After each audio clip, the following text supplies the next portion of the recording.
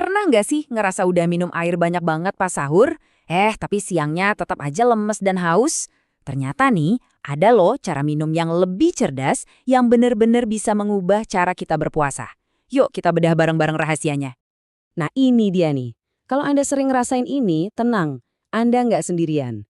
Ini tuh dilema yang bikin banyak orang bingung.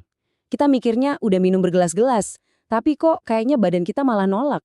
Dan ujung-ujungnya tetap dehidrasi? Jawabannya mungkin bakal bikin Anda kaget.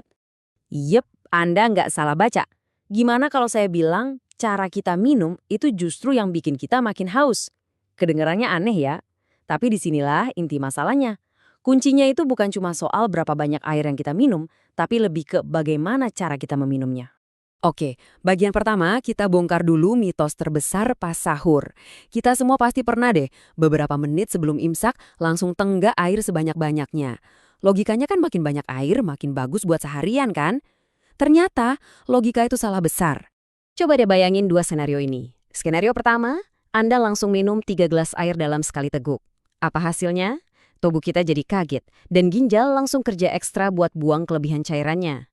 Nah, sekarang skenario kedua. Anda minum pelan-pelan, dikasih jeda. Apa yang terjadi di dalam tubuh? Nah, ini dia penjelasannya.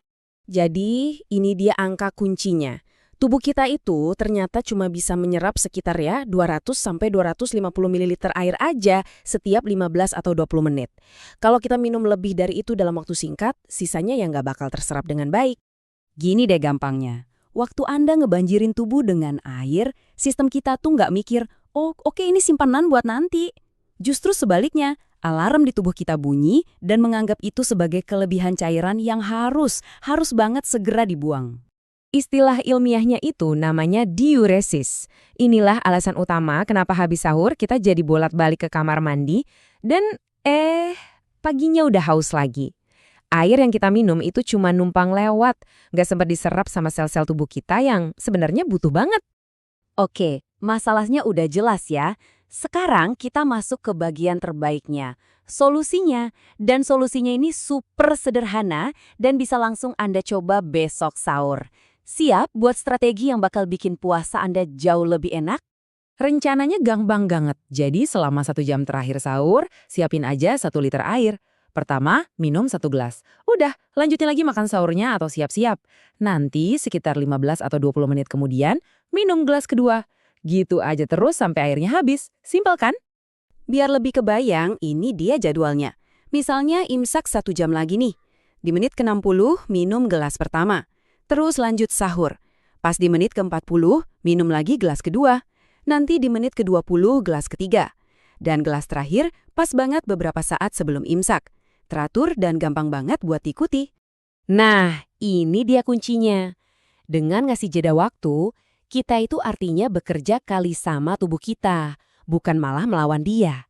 Kita kasih waktu yang dia butuhkan untuk memproses air itu dan mengirimkannya ke seluruh sel tubuh yang emang lagi butuh-butuhnya. Sekarang, gimana kalau kita bisa bikin air yang kita minum itu jadi lebih nampol lagi efeknya? Ada satu bahan rahasia sederhana buat naikin level hidrasi kita. Namanya elektrolit alami. Caranya juga gampang banget. Elektrolit ini fungsinya kayak magnet yang bantu sel-sel kita nahan air lebih lama.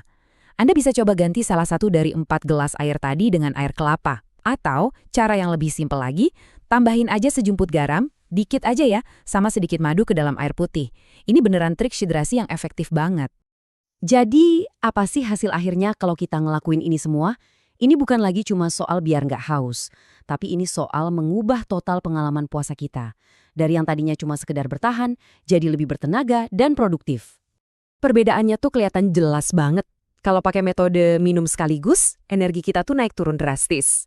Tapi dengan hidrasi bertahap, kurva energinya jauh lebih stabil dan tinggi sepanjang hari. Bedanya tuh bukan cuma terasa, tapi benar-benar nyata. Kalau ada satu hal yang perlu diingat dari semua ini, ya ini dia. Hidrasi yang cerdas dan bertahap pas sahur itu sama dengan energi yang stabil dan puasa yang jauh lebih nyaman. Titik. Jadi, saya tinggalin Anda dengan pertanyaan ini. Ini cuma perubahan kecil loh, tapi efeknya bisa sangat besar. Coba deh besok dan rasain sendiri bedanya. Semoga bermanfaat ya.